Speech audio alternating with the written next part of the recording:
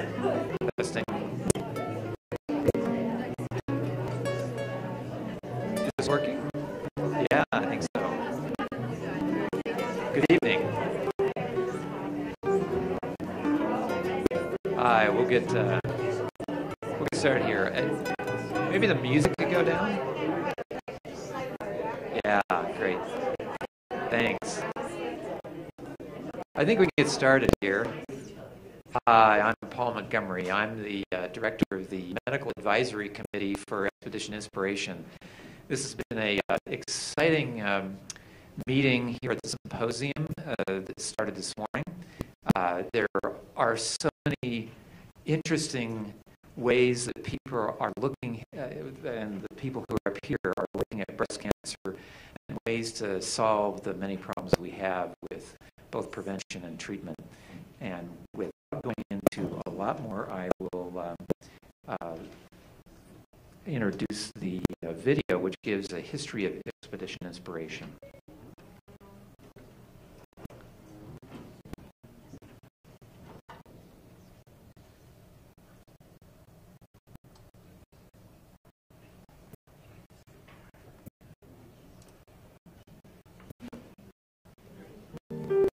I got out of the shower and fainted. My middle child came in and looked at me and said, "Hey, Mom, you okay?" You can't just quit cancer. It makes you face things that you never thought you would have to face. Your body looks like a road map because they drop all over you. Many of the drugs we use cause hair loss. Many will cause an early menopause.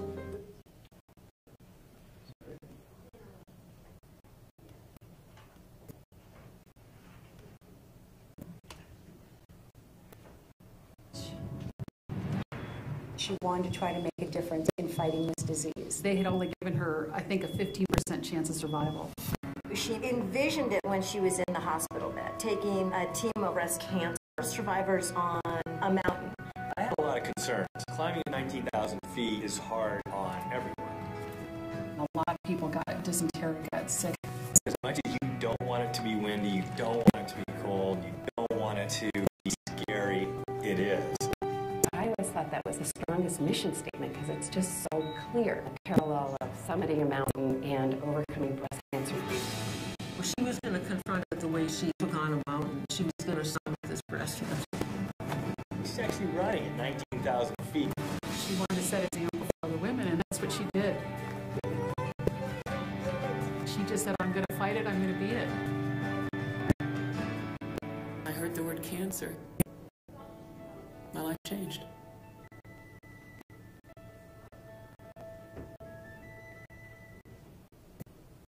Laura inspired many of us who knew her, and I think that you'll be inspired by the speakers you're going to hear tonight.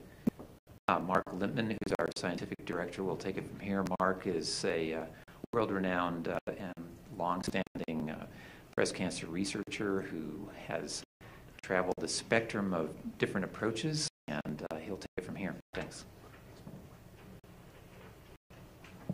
Well, welcome everybody. We're so glad you're here tonight.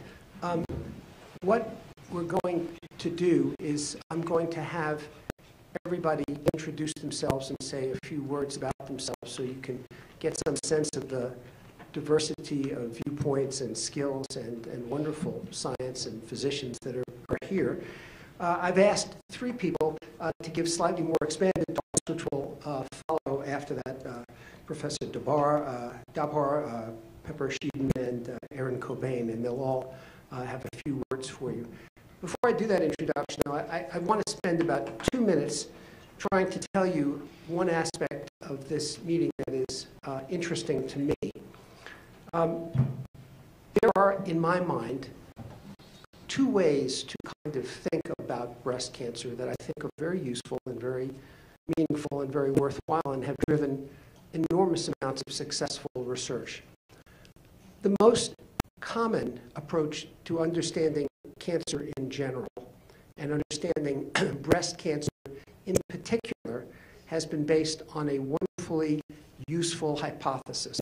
And that hypothesis is that a normal cell, a breast cell, a prostate cell, a lung cell, is changed, transformed and through a series of events becomes a cancer cell.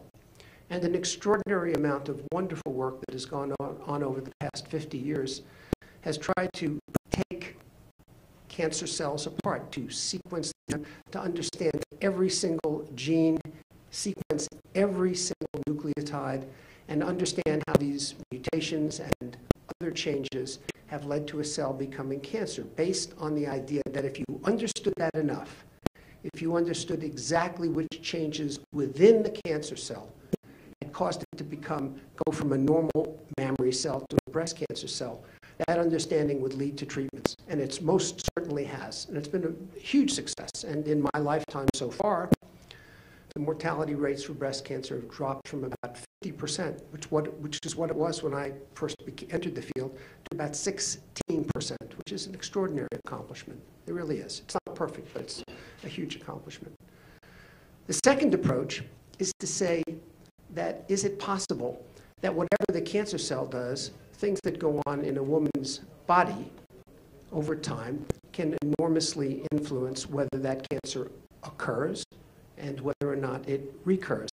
And to summarize the work of many of my colleagues here today, the answer is absolutely yes. Beyond any question of a doubt, certain kinds of things that can occur, not to the cancer cell, but to you, stress, depression, diabetes, obesity, many things of this sort, clearly, absolutely certainly, can influence breast cancer very strongly. And understanding how that occurs has been the work and much of the focus of this particular meeting. And you'll be hearing more about that from all of the speakers today. But first, I'd like to start off then by having people introduce themselves so you can know who we are. And we'll start at the far end. Ellen? So I actually work exactly in the area that Dr. Litton just talked about, which is this idea that not only changes in the cells that become the actual cancer cells themselves must occur, but the cells around them. Sort of like it takes a village to raise a child. It takes a community of cells to let a cancer cell survive and to grow and to spread. And as most of you know, especially in the case of breast cancer, it's often not deadly anymore, as you just heard, but when it does become deadly is when it spreads to other parts of the body. So what we believe is that there are some of the other risk factors that were just mentioned, like obesity, stress, etc., causes changes not only in the cell of origin that becomes the transformed cell, but also changes the tissue around it, all the normal other supportive cells. And so we're trying to understand those and understand some of the things, proteins that they express, to use them as markers so we can detect markers that might tell us what patients are more at risk of developing cancer initially, but also tells us that there are mechanisms. We're trying to understand how those support systems actually help those tumor cells survive and to spread, so that we can develop new drugs that will target, in combination with targeting the cancer cell themselves, at the same time take away their support system so that you have a better chance of killing more of them. And if there are a few remaining, they won't be able to propagate again because they're living in a hostile environment that we produced through our treatments. And finally, also to see if we can detect distal tissues like lung, a typical place where breast cancer will metastasize. Can we see changes in lung before cancer cells even spread there that will tell us you're at risk for developing metastatic or spread disease? And that would allow us to guide us in treating people in a preventive way to help intercept the cells that have escaped the first tumor and trying to spread, and or even treat those metastatic lesions once they start. So we're very much in the idea that if we keep targeting just the cancer cells, we'll get just so far, like say the 16%, but how do we get the rest? And the hope is by getting rid of their support system, we'll get rid of the rest and stop them from spreading. So that's what we're working on. Thanks, Ellen. I should mention that she's professor and chair of the Department of Biomedical Sciences at the University of Pennsylvania. Barry? Hello, I'm Barry Hudson. So I actually have a personal aspect to this. My mother had breast cancer 6 years ago and was treated for that, and experiencing that sort of drove me further into breast cancer from some of the other work I was doing. And my sort of hope is seeing someone go through therapy is to develop drugs that are safer and non-toxic and target a lot of the mechanisms that were just described. And we do very similar, so I won't say exactly the same thing again, because that's pretty much what I was going to say. But in particularly, sorry. There was a benefit. Yes. But in particularly, we are interested in inflammation and how that can drive the tumor cells to be more aggressive, but in particularly the cells that surround it, and in the whole body as a whole, how things like diabetes and obesity, how they make this disease more aggressive. So, and we've been developing new drugs which are both seem to be non-toxic and they seem to be well tolerated, and they target both, stop the tumor from invading the surrounding tissue, so stop them getting out, and we seem to block the metastases, but at the same time we're stopping a lot of these tricks that the cancer cell is doing to the body to help it make it worse and more spread around the body. So that's where we are, and in the same sense we have a number of what we call biomarkers that we're looking at. We look at clinical samples to see if some of these pathways that we target, if they can also be predictive markers of reoccurrence and aggressiveness of disease. Thanks. Thanks, Barry. Dorea? I'm Dale Ashry, and I work in a very similar area as what was described by Ellen, but a slightly different aspect of it. So, as you heard, the primary tumor is not the cause of mortality in breast cancer, it is the metastasis. And one of the ways that metastasis, or a primary way that metastasis occurs, is that the cancer cells have to leave the primary tumor site and enter the circulation to go to other organs. And in fact, you can find these circulating tumor cells, or CTCs as they're called. And in breast cancer, if you can enumerate CTCs in a breast cancer patient's blood, it carries a worse prognosis. And if you do neoadjuvant treatment, for example, and those cells go down, that suggests a response to the therapy. If those cells don't go down, a worse response to therapy. But it's very clear that not all these CTCs are capable of causing a metastasis, and so there must be something more to the story. And so just like you heard from the first two speakers, we look at something more to the story. And one of the particular cells that's within what's called the tumor microenvironment, this supporting bed for the tumor cells, is called a cancer-associated fibroblast. And this cell supports a lot of the poor behavior of breast cancer cells, aggressive behavior of breast cancer cells. And we recently identified, in collaboration with Dr. Littman and also Dr. Cote and Datar, that these cancer-associated fibroblasts circulate with the cancer cells in the patient's blood.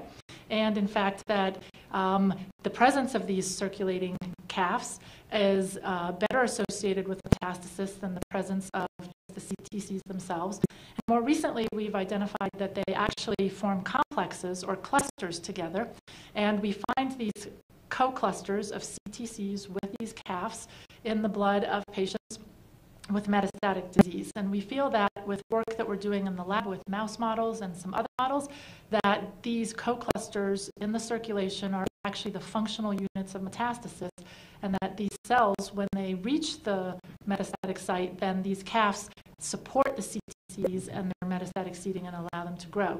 And so we are also using these as biomarkers, but also with the idea that if we can perhaps disrupt these clusters, we can perhaps then have an impact on metastasis. Thanks, Dorea. Teresa?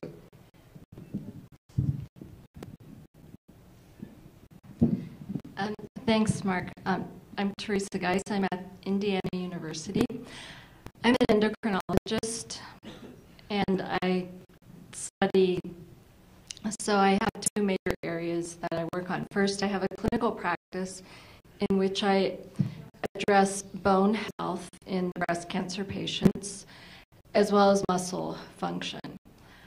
So we look at musculoskeletal function in breast cancer patients from the spectrum of survivors who have no evidence of metastases to just have the risk of osteoporosis, to patients with osteoporosis, and then patients with complicated bone metastases. In the lab, we study how cancer grows in bone. And and specifically breast cancer, since bone is one of the most frequent sites of metastases and responsible for significant complications and suffering in our patients. So bone is a unique microenvironment. It has cells that break down bone and cells that form bone, and we study how the tumor cells interact with those unique cells to disrupt the normal bone remodeling process and make the bones more likely to fracture. Cancer treatment can also affect that bone microenvironment to make it more favorable for cancer cells to grow, and we model all of this in mouse models, but also confirm our findings by collecting human bone and muscle tissues. In most recent years, we've identified that the bone microenvironment, so tumor cells in the bone when they cause bone destruction, cause a release of inflammatory factors that go into the circulation and can act at different parts of the body. For example, one growth factor, transforming growth factor beta, released from the bone, can act on muscle to cause muscle weakness in breast cancer patients. We can block that by blocking bone destruction. Similarly, you can have effects on the pancreas to promote diabetes and possibly effects on the brain to impair thinking or cognitive function. So we're working on modeling all of those things in mice and validating them in humans and starting human clinical trials. And finally, we're working on a non-drug therapy as a surrogate exercise called low-intensity vibration, which can improve bone health, muscle health, and reduce fat in patients that can't exercise. And so we're modeling that in mice as well. Thanks a lot. Ann? So my name is Ann Bresnick, and for a number of years now, we've been focused on a particular protein that, when expressed in breast tumor cells, does not affect growth of the primary tumor, but causes the tumor cells to become metastatic, to spread. And the work that we've done, I'm a biochemist by training, has primarily, or at least started, where we did the interaction of this protein with other proteins. How does it regulate protein function? And then translated that to studies of how does that affect cellular function.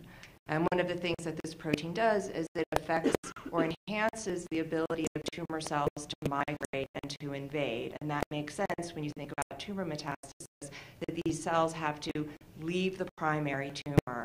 And there is a motility process. Cells can actually crawl and migrate throughout the body. In addition, we've discovered, and other groups have discovered, that this particular protein, that the expression in the tumor cells is not only important, but expression in this community of cells that surround the tumor. And we've been particularly focused on a type of cell called macrophages that are normally involved in host defense. It's your macrophages that respond when you have an infectious disease. But it turns out that in the context of breast cancer, the tumor cells co-opt the macrophages such that the macrophages actually facilitate all steps of metastatic disease.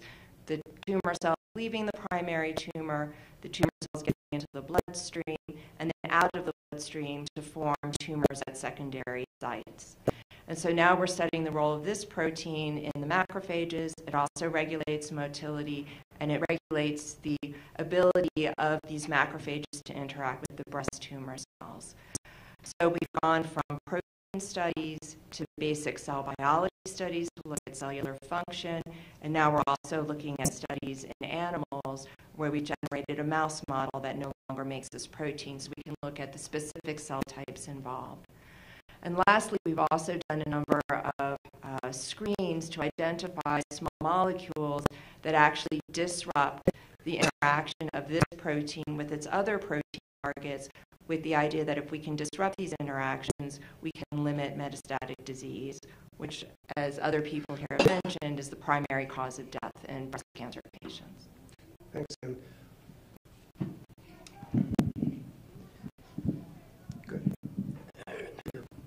Thank you, Mark. Good evening, everybody. My name is Peter Kaufman. I'm a breast oncologist. I'm a clinician. I have a busy clinical practice, see quite a number of patients. And I also do a lot of clinical research and translational research with laboratory collaborators at Dartmouth, where I am. Over the years, I've had a number of areas of research interest and focus. One has been developing therapies and approaches in HER2 abnormal or HER2 positive breast cancer. There are three main types of breast cancer that we think of sort of molecularly, I guess I'd say now. HER2, which is a gene that becomes overexpressed or amplified in about 20% of cases of breast cancer. The other major subtype is ER, abnormal ER-positive estrogen receptor-positive breast cancer. The third major type is something we call triple-negative breast cancer, which is a more aggressive type of breast cancer. But those are the three main types that we think of now clinically. So we've done a fair amount of work actually in all of those, but for a number of years I've led a number of clinical trials on HER2 abnormal breast cancer. We've done a fair amount of work with conventional chemotherapy, as a number of speakers mentioned and alluded to. Chemotherapy works, but unfortunately has a lot of side effects. Chemotherapeutic agents in general are not specific. They affect many tissues in the body. They not all, but many cause hair loss, cause women to go bald, which is obviously a devastating emotional effect. They cause nausea, vomiting, other side effects. This is a huge area. Mark hinted at this a few moments ago. Research in the last decade have been what many of us describe now think of as targeted therapy. So more specific biologic agents that are really targeting the cancer based on molecular abnormalities in the cancer cell that spare the body from these toxic side effects of conventional chemo. So we've done a moderate amount of work in that arena as well. We've done some interesting work with a class of biologic therapies called the CDK inhibitors. These are CDK stands for cyclin-dependent kinase.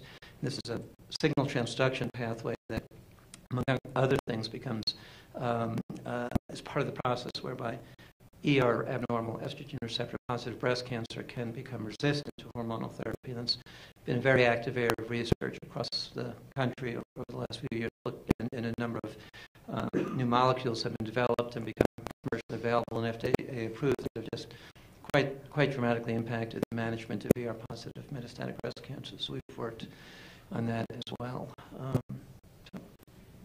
Thanks a lot. I'm Kathleen Grant. I've been a medical oncologist in San Francisco, and I was Laura's oncologist.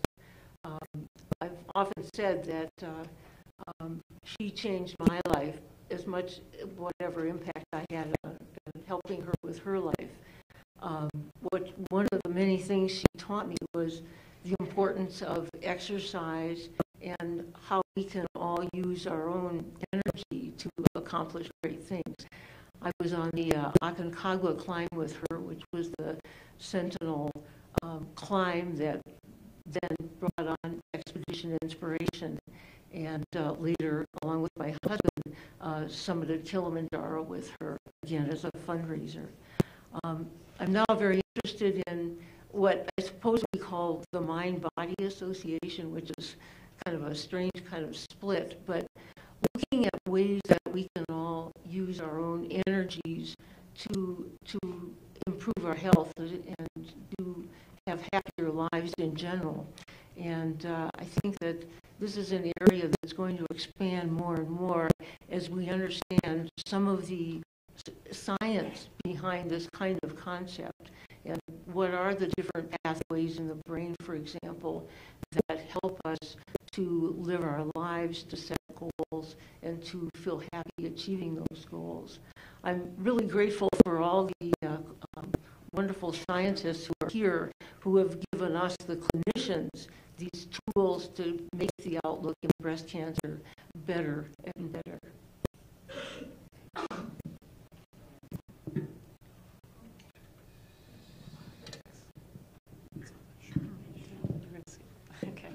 Hi, my name is Suzanne Konzen, and I'm a professor at the University of Chicago. I'm a medical oncologist, and my laboratory also studies your body's hormones and their receptors. The signals of the hormones are received by these proteins that are in every single cell in your body. And as you can imagine, that's a pretty complex network of machinery that takes place. It takes place in every epithelial cells, so every breast cancer cell, and also in all those cells that everyone was talking about in terms of the surrounding cells. My real love and interest is in prevention, and we fortuitously discovered that one of the really important receptors in breast cancer is your body's stress hormone receptor. It's called the glucocorticoid receptor. It's sort of a mouthful, so we call it GR. And GR interacts with your estrogen, your androgen, and other receptors in breast cancer and in the surrounding cells.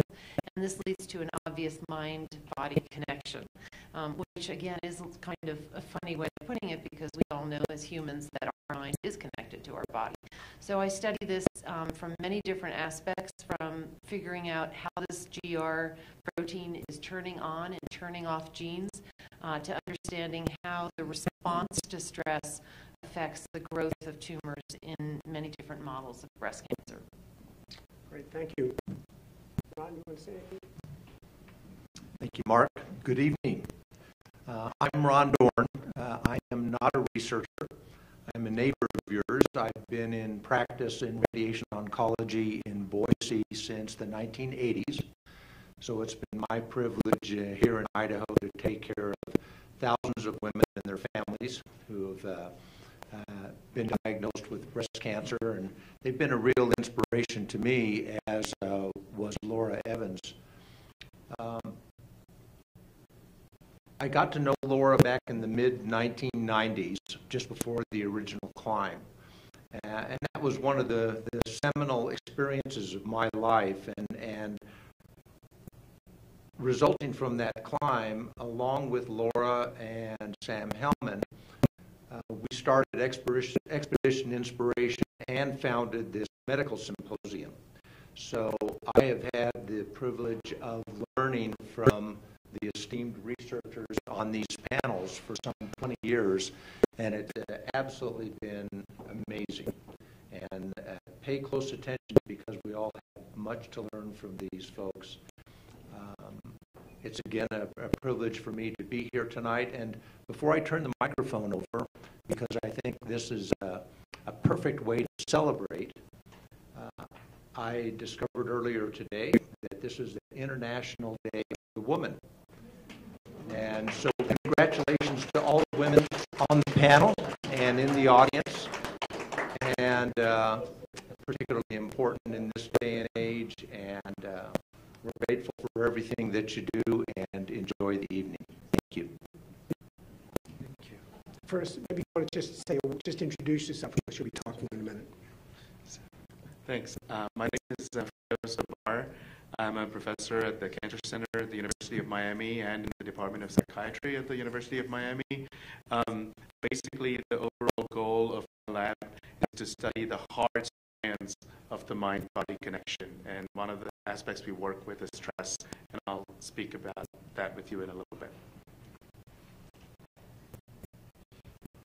My name is Pepper Shadeen, and I'm a professor of cell and developmental biology at Oregon Medical School, OHSU, and I study breast cancer prevention from a slightly different perspective, in that women are complicated, and we're not the same in our 20s, our 30s, our 40s, our 50s, our 60s, and so you have this evolving person and evolving disease, and I study that interaction, and I'll be talking more. My name is Erin Cobain. I am also a medical oncologist at the University of Michigan. Very honored this year to receive the Young Investigator Award from Expedition Inspiration. So thank you very much. I appreciate all of the support, and my primary area of research, I have a specific interest in immunotherapy application in breast cancer, and also tumor sequencing and how we can translate that information in the clinic to find good drugs and clinical trials for patients to be directed toward. I'll talk a little bit more about that in a moment. Hi, good evening, everyone. I'm Julie Graylow. I'm a breast medical oncologist and also a professor of global health at the University of Washington and the Fred Hutchinson Cancer Research Center in Seattle. I'm a clinical researcher, and my primary interest of in breast cancer is the relationship between breast cancer cells and the bone environment. We've heard a little bit about this from others. Just finished a big 6,000 patient study looking at using drugs that kind of shut down bone loss, like osteoporosis drugs, to see if we can prevent breast cancer from recurring in the bone, as well as reducing fractures. So analyzing that, very interesting data there. Good evening. I'm James Ray. I'm at the University of Michigan. I study the genetic inherited variability in drug response. In a nutshell, I study these enzymes in the liver, right? So the liver is there to protect us from things that we eat and drink, and it also is responsible for eliminating the drugs that we take that are used to treat the disease. And the research that we've focused on is a lot of the drugs that are used to treat ER-positive breast cancer. I guess the best example when I talk about this is, before we get into the cancer side, is the drug codeine, which probably everybody knows. Everybody's had to take it once or twice in their life. Well, codeine doesn't work in everybody. And in about 10% of patients, it doesn't, because you need a liver enzyme to convert codeine into morphine, and that's what gives you the pain relief. And so that's an example. In this enzyme that does it is called a CYP. It's a CYP2D6. This enzyme is also responsible for activating other drugs that are used to treat breast cancer. In particular, we've been studying the role of this enzyme in activating the drug tamoxifen. And we've also been doing other work with the aromatase inhibitors, which is, again, there's a great deal of variability between patients because of the differences in the liver enzymes, what you inherit from your parents, and then the standard dose of drug can be completely different in one patient to the other, and we can figure that out using a genetic approach, and that's what we've been doing. I'm Nanette Bishoprick. I'm a cardiologist at the University of Miami, doing a combination of cardiology and breast cancer research, which might sound kind of odd, but actually there's much in common. At the stress side of things, it turns out that stress acts badly on many parts of your body, and we in cardiovascular diseases are very familiar with that. And many of the responses to stress that damage the heart are the same molecules that end up promoting cancer in other parts of the body, including the breast. And so I've been studying the molecules in the cell that respond to stress and trying to understand how they get affected by the types of things that stress us out every day. We all get depressed. We all have nutritional issues where we're not eating right. We all have metabolic issues where perhaps we're not balancing our diets properly. And all of these things converge on the cells to create stress at the molecular level. So defining those things, and you're going to hear a great talk for Bruce about this, defining these things gives us an opportunity to understand how to combat them. And it turns out there are things that you can do, such as exercise and living a full life with great family contacts and friends, that can really offset a lot of these things and change the environment in your body to avoid all kinds of disease. So it's a great way to tackle things, and I think that our job is not just at the bench level, but also at the public health level to help promote these things. Truth in conflict of interest makes me tell you that Nanette's my wife.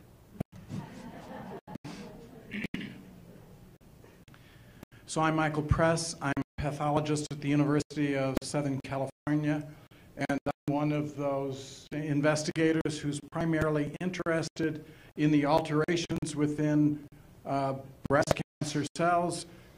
Other interests of our laboratory include gynecologic cancers, especially ovarian cancer. So our focus has been on these alterations and the potential that some of these alterations are useful in predicting more aggressive disease behavior, or especially in the possibility that these alterations could be used as targets for therapy. Some of the interests that we've had have not been successful, and have not been useful clinically. Fortunately, others have. In the arena where some of these alterations have proven to be useful, especially in therapy, we've also become very active in screening patient samples for entry to clinical trials of new drugs that are targeted on these particular alterations. And it has also created an opportunity for our laboratory to function as a consultant laboratory for second or third opinions where there are questions on these alterations and the potential that they may be used in directing a patient's therapy. Thank you. I think you could see virtually everybody here could get up and give a talk that would fascinate you. But since we want to leave time for you, we're going to have just 3 people give slightly more expanded 5-6 minute talks about what they do, which we think you will find quite interesting. Furtis, you're going to start.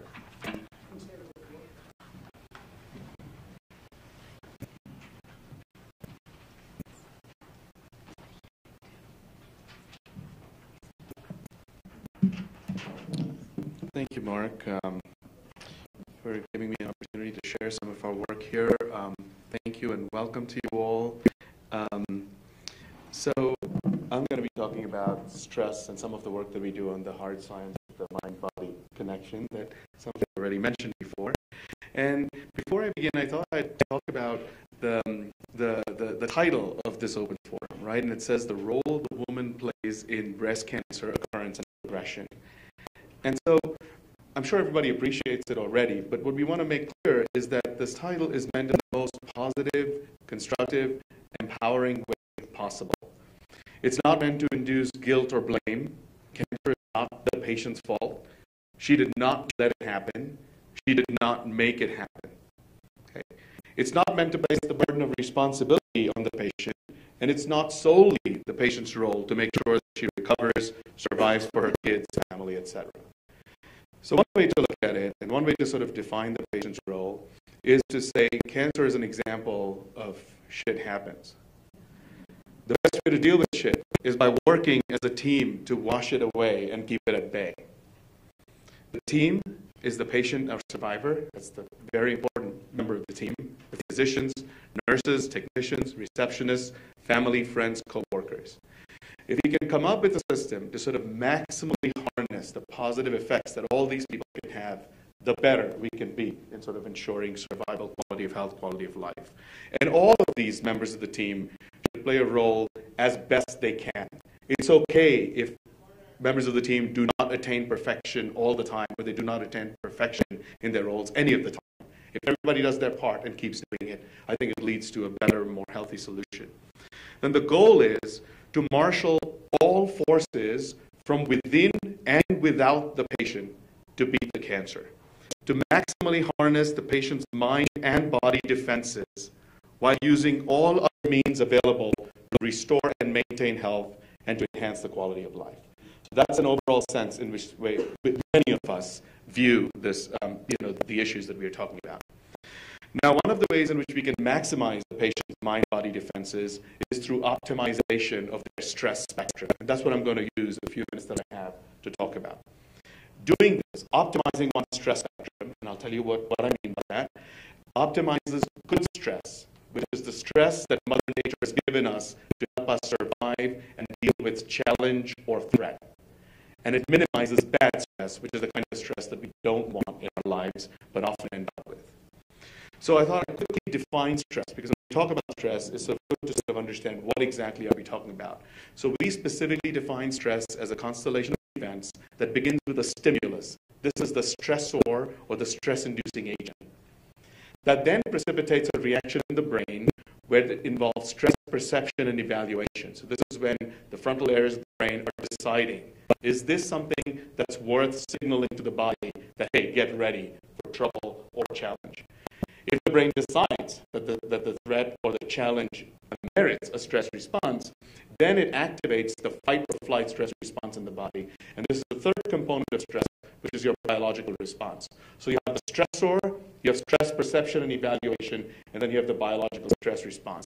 And without the biological stress response, it really doesn't matter what went on outside the brain or body. You absolutely need a biological stress response for the body to react to the stressor. we found it very useful to categorize stress into two broad groups. Short-term stress is what we specifically define as stress-related changes that last for minutes to hours in duration. This is Mother Nature's stress response. This is the stress response that Mother Nature gave us. This is the stress response that actually protects us in times of threat or enables us to deal with challenges.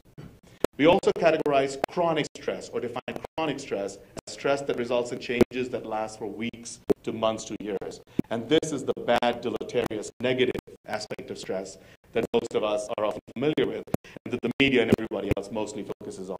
Although the reason why Mother Nature gave us the stress response is not to do all these bad things to us.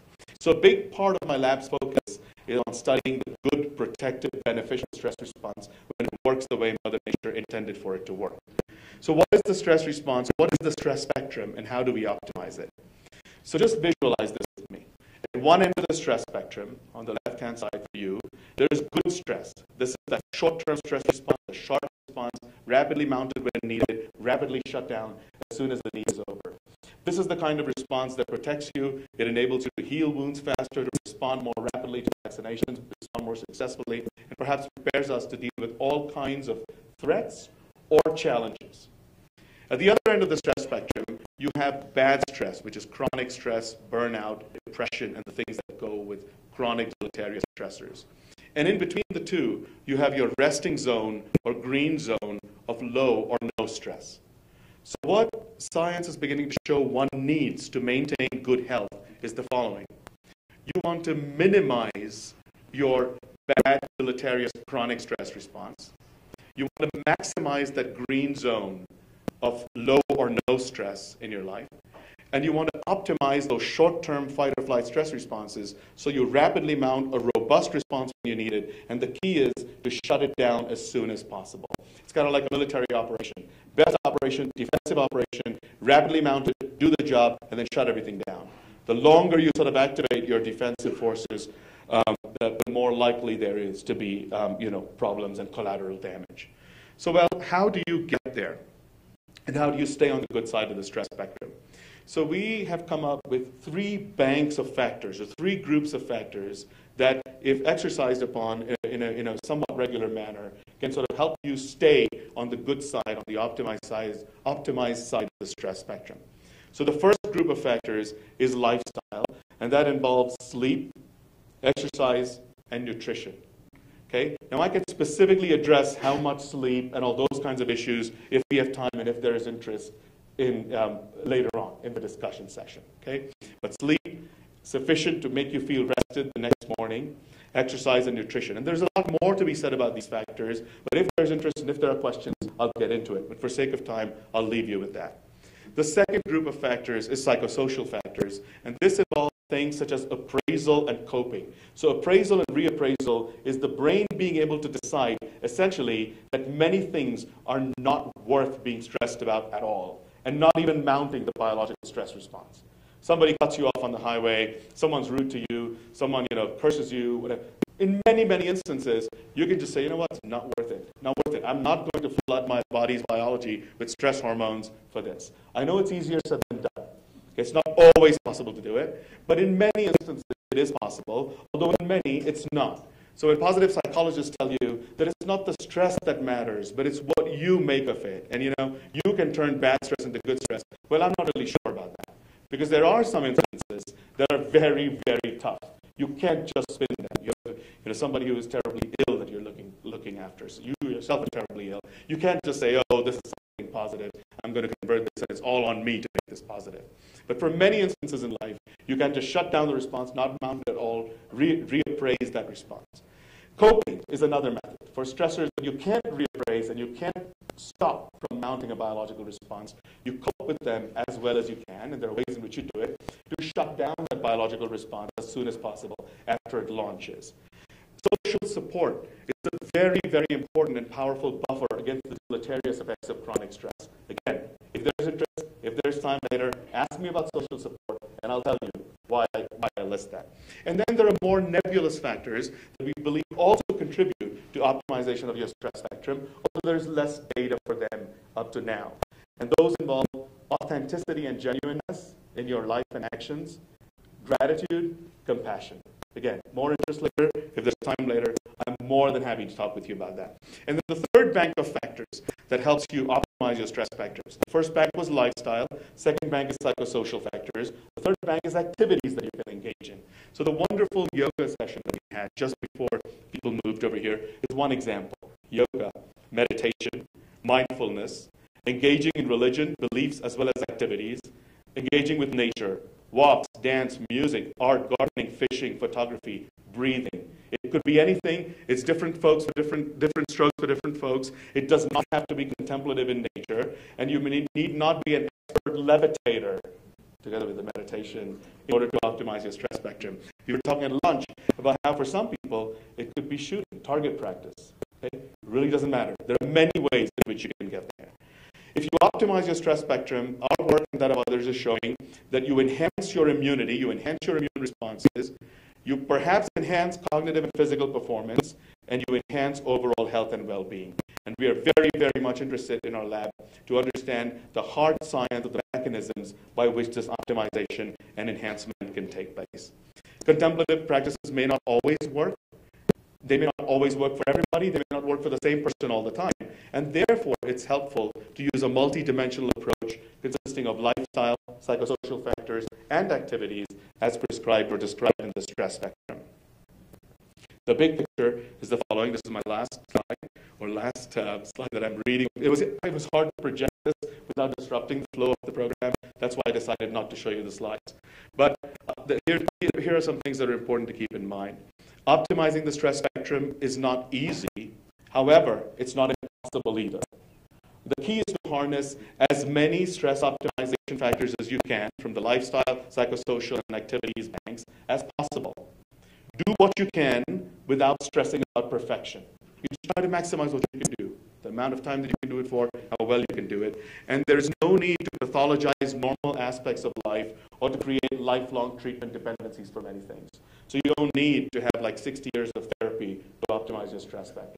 In some instances, it does help, and you get it, but you don't need it. So the key is to try to teach a person to fish and feed them for a lifetime, as opposed to having them keep coming in. Again, happy to talk more about this, depending on what your interests and questions are, as part of our forum, as well as individually after all this is over. Thank you.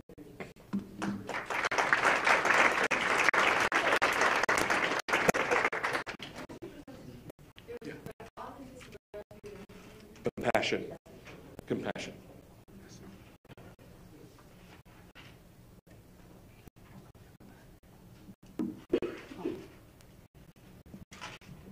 So this really is a pleasure to be here, and I want to say how unique this meeting is, and hats off to both the foundation and to Mark for putting together a meeting on cancer that talks about the woman that the cancer evolves in. And it's really a very unique perspective, and it's a very important perspective, and I'm pretty confident that it's going to be treatment-changing, clinical-changing paradigms that result in this kind of work.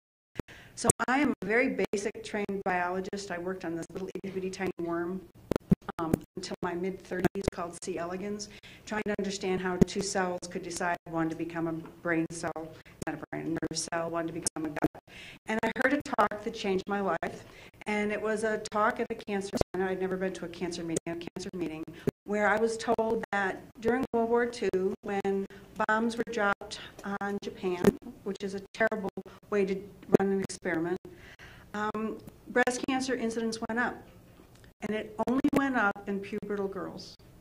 So they tracked these women for decades, and only the young girls who were exposed during puberty were at increased risk for breast cancer.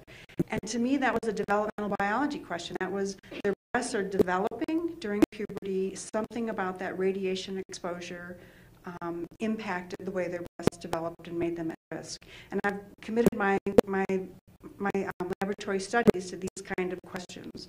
And in fact, it's true that most of you know that when you're born, your heart needs to do something every single day, and when it stops doing it, you die.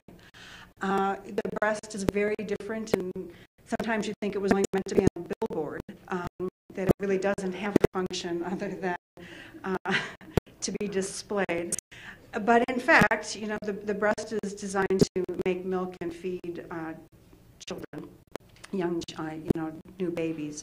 And so the breast, every woman has got a unique history for her breast. Her puberty is different. Whether she has children is different, whether she breastfeeds, whether she can breastfeed, whether she elects to breastfeed, how many children, and when she goes through menopause. These are very unique. Every woman is a unique being with respect to this, and every cancer that is evolving in this woman has got something imprinted on it from the woman's experience. And so the work in puberty has actually shown that what you eat during puberty matters, and so you're not going to be surprised. Fruits and vegetables are good for you. And what we have learned from these studies is something important as soy. Actually, consumption is important during puberty, but soy consumption for breast cancer risk when you're an adult is probably much less impactful. And so we don't have to torture ourselves. We really don't like soy. It's probably not going to help overall breast, but it is going to help our children. So women who have had breast cancer and our mothers and grandmothers, this is important news to them that they can impact a younger generation by sending a message for good health during puberty. I would eventually like to see school lunches changed, but I probably won't be here when that happens. I also study young women's breast cancer and have discovered that there's something called postpartum breast cancer, a form of young women's breast cancer that's very deadly. And our work has shown that even if you have a good prognostic breast cancer and you're a young woman with a recent pregnancy, that is not practically a good prognostic cancer, that your chances of dying are way higher. But unless this information gets out to the clinic, women will not be treated as if they have a life-threatening disease when they have very early stage, good prognostic breast cancer. And this is another example of normal biology that a woman can't control, that is part of how dynamic our breasts are and how important these changes are, that they impact breast cancer survival in ways that we don't completely understand. But this kind of research that's happening up here is going to shed light on this. And the last window, I call these windows of risk and windows of opportunities. We have this pubertal window of risk, we have this pregnancy window of risk, and we have menopause. And menopause is this unique window where the breast kind of reverts back to a non-functional state. And it turns out that estrogen that regulates that also regulates how much we want to walk around and how much we eat. And so when we lose ovarian hormones, we think we're hungrier than we are, and we think we're moving more than we are, and we go into calorie excess, and the average woman in the first year of menopause gains about 20 pounds. And that puts them at risk for increased breast cancer and increase, that says I'm done. Puts them at increased risk for breast cancer, and it puts them at increased risk if they've had breast cancer for that breast cancer getting worse. So the good news is if we know this, you can combat it. How do you combat it? You're not going to be surprised. Exercise. But it's amazing how our brain tricks us, and all we know is we get a whole lot rounder. And it's not that we're out of control, it's that this brain-body axis is different, fundamentally different. And everything that we've learned about our eating habits and our exercise goes away. And we eat more because we don't know we're satiated, and we sit around more because we don't want to move. Estrogen's an amazing thing.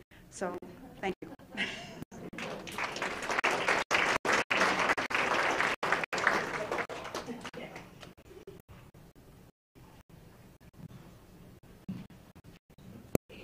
So good evening. My name again is Erin Cobain, and it's really truly a privilege to be here with you all this evening.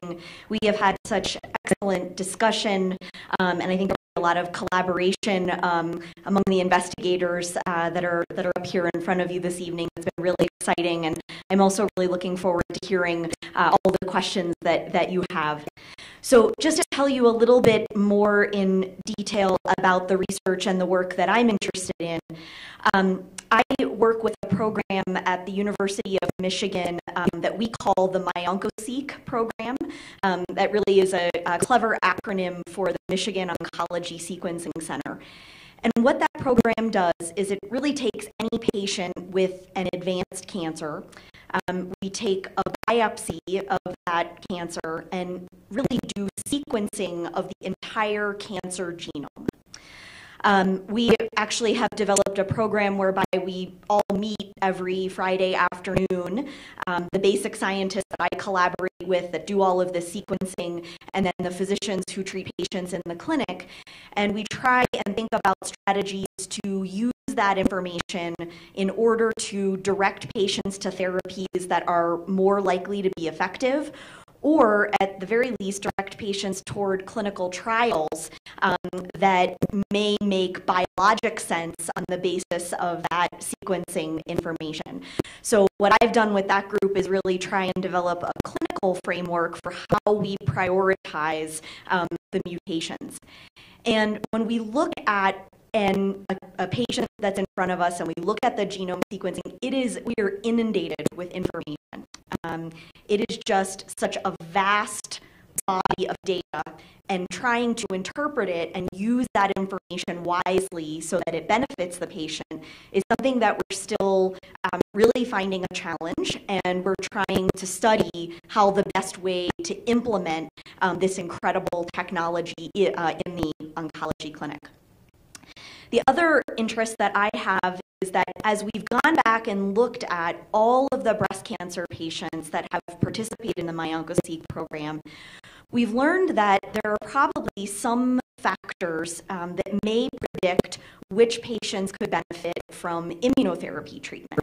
You probably all have heard about immunotherapy and the successes that we've seen in other cancers, particularly lung cancer, melanoma, bladder cancer, kidney cancer. But in breast cancer, we really haven't quite figured out yet how that therapy is going to play a role, if it's going to play a role, and for what patients it's most likely to benefit. One of the areas that I'm interested in is that as a tumor develops and acquires these changes, these mutations at the level of the DNA, the more that the tumor begins to look not like self. So one of the theories that we have is that maybe tumors that have lots and lots and lots of mutations are more likely to be recognized by the immune system because they look less and less like self. And so we're really interested in that population of breast cancers that has this very high mutation rate and potentially applying immunotherapy. I also have an interest in looking at genomic sequencing of early stage breast cancers. And in particular, many patients that come in with an early stage breast cancer now are being treated with chemotherapy or even HER2-directed therapies upfront in their treatment, actually before they even go to surgery. And we all know that some of our patients who we treat with chemotherapy go to surgery and have these remarkable responses where there's no tumor left over when they go to surgery. And that is a very good prognostic sign for the patient. That indicates that the chemotherapy was incredibly effective and that they may have a lower chance that that cancer may come back and be metastatic at some point in the future. But we also see patients where the tumor doesn't go completely away, and in rare cases, we even see situations where the cancer grows despite our chemotherapy treatment. And so we are now beginning a study where we are starting to sequence the genome of the tumors before they ever are treated with chemotherapy, and then at the time of surgery, if there is tumor that is left over, sequencing that tumor, and how does that differ? Because we think that understanding what's left over and what is resistant to the therapy may help us better understand what additional therapy we could be adding beyond what we do currently to improve the outcomes for those patients. Thank you.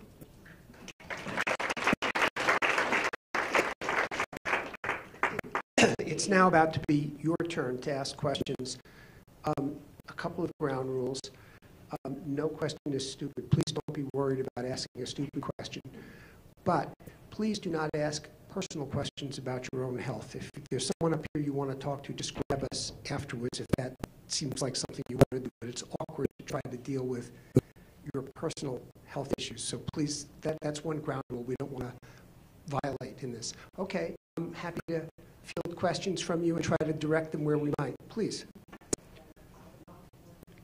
Just speak up. No, just speak as loud as you can. We have a mic.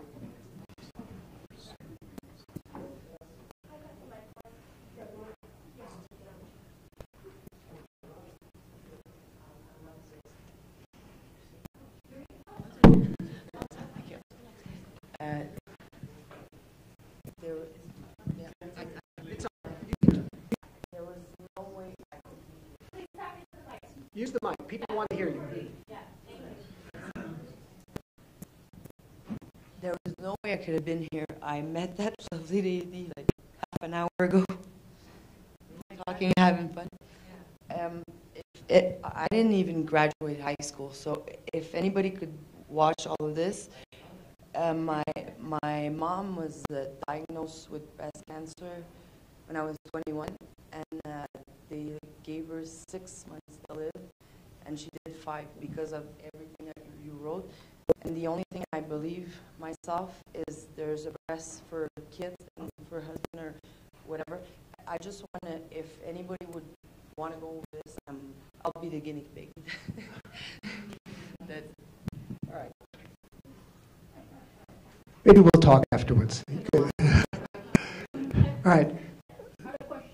Yeah. I'll be back for a second. Yeah, I'll be right.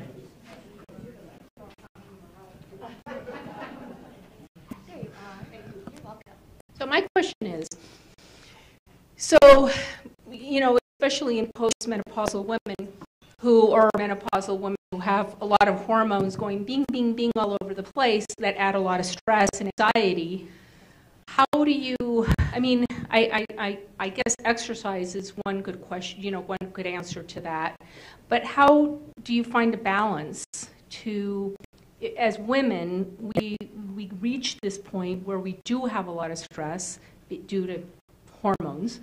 How do we accept, you know, outside of exercise, how else can we cope with that? Yeah, I might let Teresa give the first try at that. You are an endocrinologist, you know.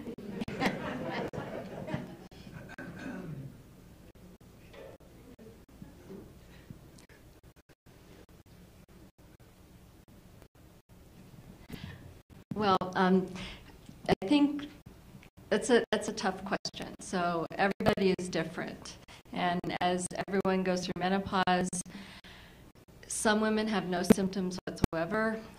Some women have terrible hot flashes, and some women have a lot of symptoms which are poorly characterized, so they get blown off by many folks. So just general symptoms, anxious, it's not, you know, may not be taken seriously, or they're non-specific for any, you know, anything. Joints, aches and pains, muscle weakness, those types of things. I think, you know, exercise and kind of finding a balance with nutrition, all of the things that we talked about with stress, getting those things in place, your lifestyle, exercise, getting things that help you take your mind off of it. Do things, engage in activities, you know, for myself, it's scuba diving. So that's where I go, and Mark knows this, to get rid of all that stress and anxiety that I have to deal with in, you know, my everyday life and job.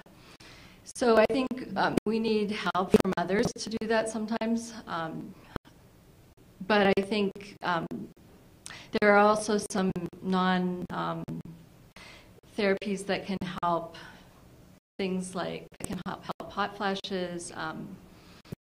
But I think kind of getting your mind over it and dealing with it in a way that's finding this balance between your own life, your nutrition, lifestyle, exercise, and activities, social support, all of those things.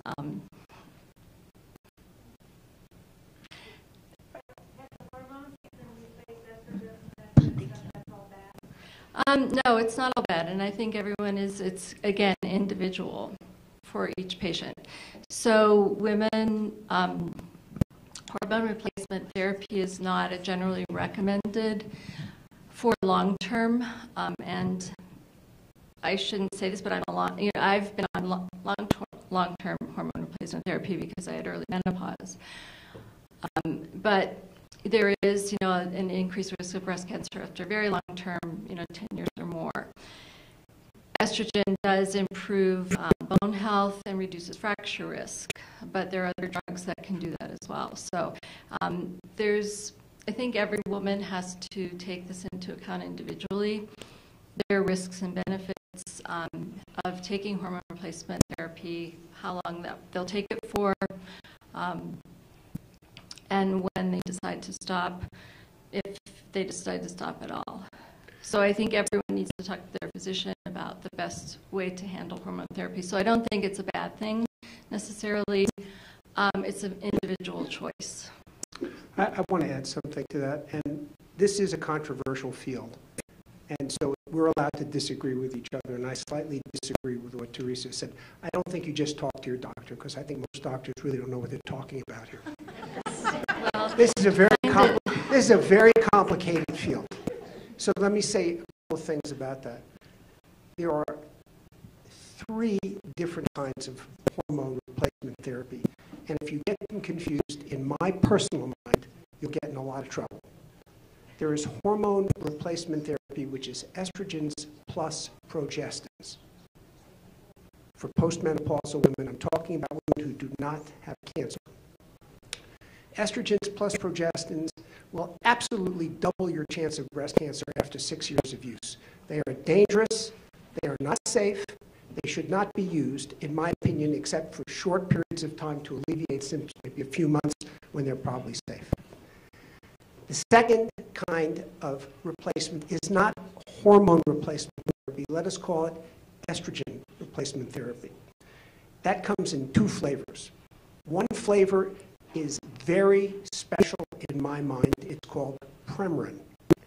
Premarin is not just an estrogen. It comes from horse's urine. It contains about 50 different compounds. Many of them have anti-estrogenic properties. And in studies involving thousands of women, thousands of postmenopausal women who did not have their uterus, women who had hysterectomies, the use of Premarin absolutely did not increase breast cancer risk a bit. It, in fact, diminished it slightly, correct?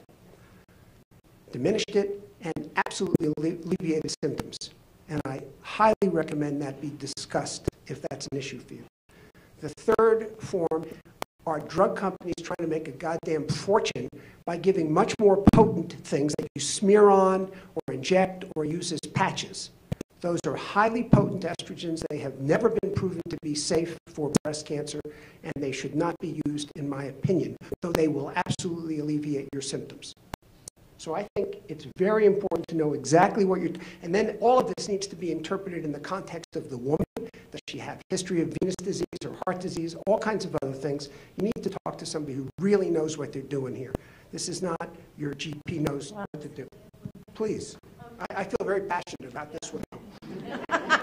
Is the expert on these estrogens. Two additional points. There's a 4th form, which is a mixture. It's called Duovy. Yeah. It's a mixture of Premarin and a drug that binds to the estrogen receptor called benzodioxyphene, which I think is a really interesting compound that you could ask your doctor about. Again, you'd need an educated physician to sort of understand that compound. And the second point I wanted to make is family history. So this all has to be in the context of your personal history and your family history. And it's really important to ask your family about their history. And that's both on your father's side and your mother's side, because we now know that the genes that put some women at risk of breast cancer also are putting men at higher risk of prostate cancer. And I think we're just at the tip of the iceberg for that. So family history is hugely important. And no physician should prescribe a single drug to you unless they've asked your family history.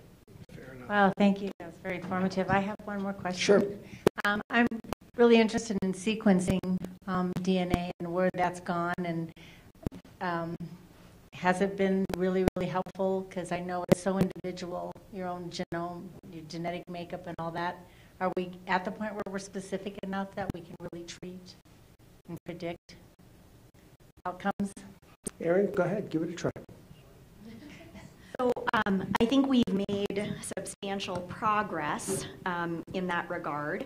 One of the things that we've done through the MyOncoSeq study is we've actually looked at the clinical outcomes of the patients who have had this tumor sequencing and saw how many patients actually had their treatment changed because of that information, right? Because that's step one, if you're going to actually use the information to treat the patient. And then the second thing that we've looked at is how many patients actually had significant benefit from the treatment that was chosen sort of strategically on the basis of that sequencing information. And what I can tell you is that, you know, despite having all of this data, I think using the information is not something that we're all completely comfortable with at this point. We probably act on the sequencing information of about 15 to 20% of our patients that have sequencing. And that's not necessarily, you know, some of it is just because sometimes you don't find anything that we consider to be what we call actionable. And the other factor is that sometimes even if you do find something that could be actionable, you have to find a relevant clinical trial for that patient, and that may not always be in your area. And so there are sort of logistical challenges that come along with it as well. What I will say is that we have definitely had cases of what we call exceptional responders from the MyOncoSeq program. They are certainly not the majority of patients, but we've had a handful that have received a therapy informed by a sequencing result that has clearly made a major impact in their outcome. And sometimes they have been on therapy for over a year and a half that has been remarkably effective. But that is not the norm. I think at this point we're starting to see the signal that tells us that we clearly need to keep studying this strategy, but we're just not quite there yet. Good answer. Other questions, please? Okay, I have a question from our social media. So it's streaming on YouTube and on Facebook. They asked, probably hitting on Dr. Cobain's immunotherapy as well. Do you know about how far away you are from approving immunotherapy for metastatic breast cancer ER positive, PR positive, HER2 negative, invasive ductal carcinoma?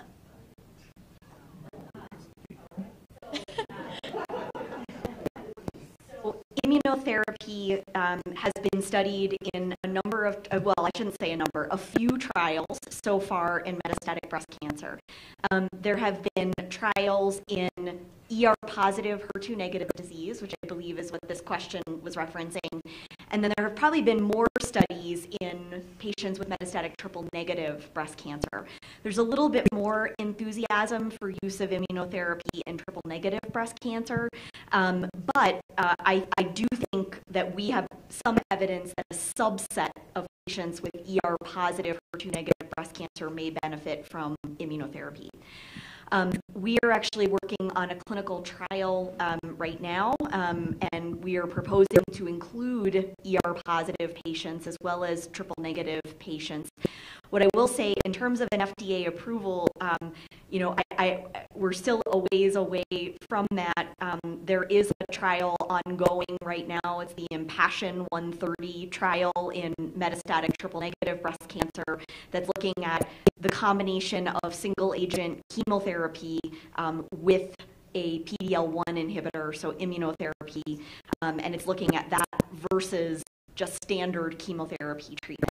If that trial shows significant benefit of the addition of immunotherapy, I think it is a possibility that immunotherapy could then be approved for use in triple-negative breast cancer, but we have not seen any of those results yet, and we're still waiting for those trials to complete. Okay, Thank you. A couple more questions?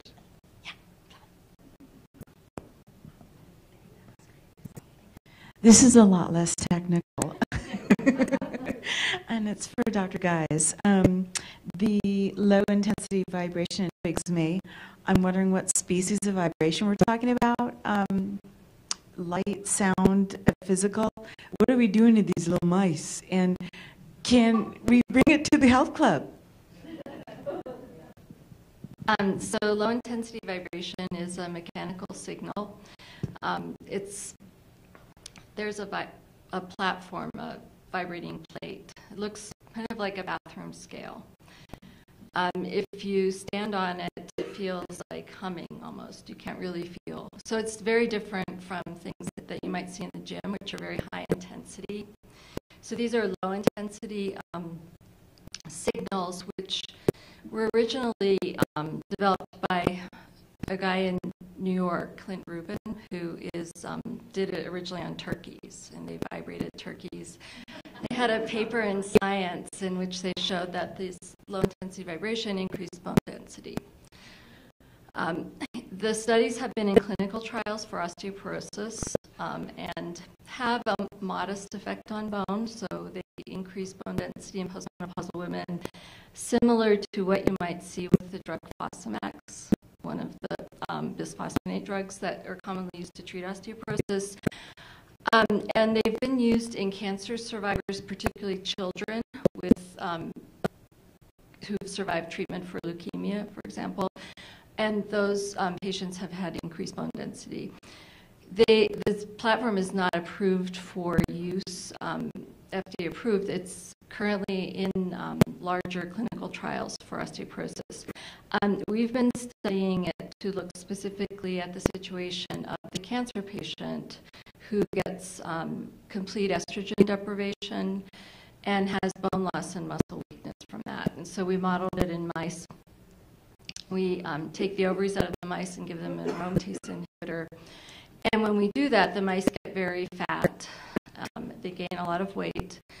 But if we put the mice on a platform twice a day for 10 minutes a day, the mice that get vibrated compared to the control group, which are mice that are placed on the platform but not vibrated, they have 30% lower body fat compared to the non-vibrated mice.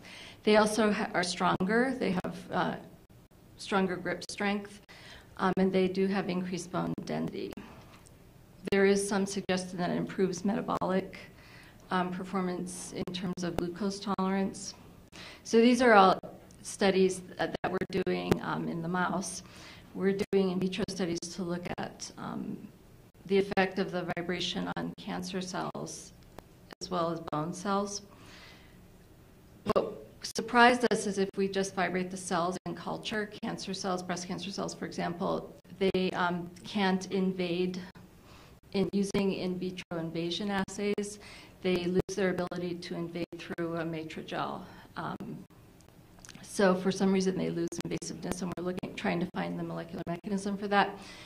They also, if we vibrate the bone-destroying cells, osteoclasts, they lose some of their projections, so they don't resorb bone as well. So overall, there seemed to be a positive effect of the vibrating platform. They are clinically available. We're actually going to be starting a clinical trial in breast cancer patients who start aromatase inhibitor therapy in the adjuvant setting to look at not just bone. I think our data in the mice suggests that bone probably isn't the strongest endpoint, but the more profound endpoints were body fat, muscle strength, and those, by improving those factors as well, we can also reduce the risks of fractures. We also are going to study it in the metastatic setting in the mice to ensure that this is not a dangerous thing, that it's not going to promote progression of bone metastases, for example. So we give the mice bone metastases, and then we plan to do the vibrating platform. Great. That's a wonderful answer. Everybody's going to go buy one. It's 8 o'clock. I want to, do two things. I want to thank all of you for coming and paying attention. I also want to say explicitly that there isn't a single one among us who has not relied on foundation support and doesn't spend thousands of useless hours writing endless grants to do this work to help all of you. So we thank you for your generosity and for your support of all of the things we do, and we hope you'll continue to do so. Thank you very much.